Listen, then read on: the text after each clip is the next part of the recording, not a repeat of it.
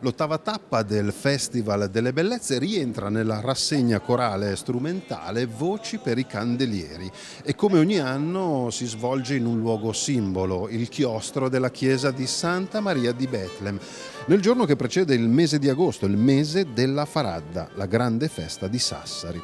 In questa magica serata sono pronti a esibirsi l'insieme vocale Nova Eufonia, la corale studentesca Città di Sassari, il coro Boges di Cheremule, il coro Bisos e Chertos di Ittiri e l'ensemble Dolci Accenti.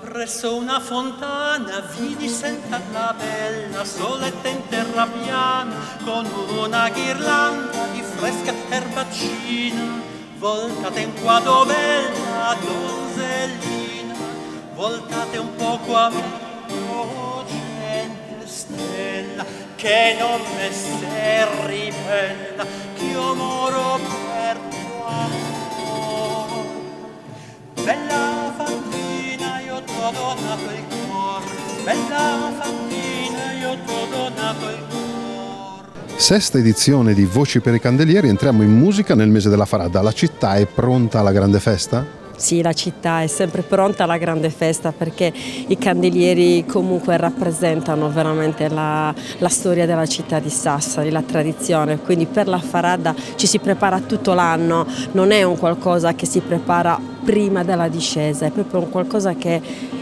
caratterizza la nostra città tutti e 365 giorni dell'anno e questi giorni si sentono i tamburini che suonano, ci sono già i gremi che provano, i piccoli candelieri che ballano e quindi la città è veramente pronta.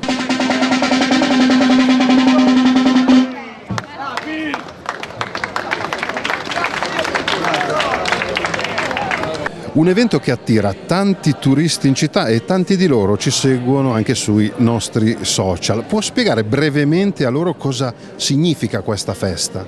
È una festa che vale un anno, i cittadini sassaresi aspettano il 14 agosto, già dal 15 stanno pensando al 14 agosto dell'anno successivo.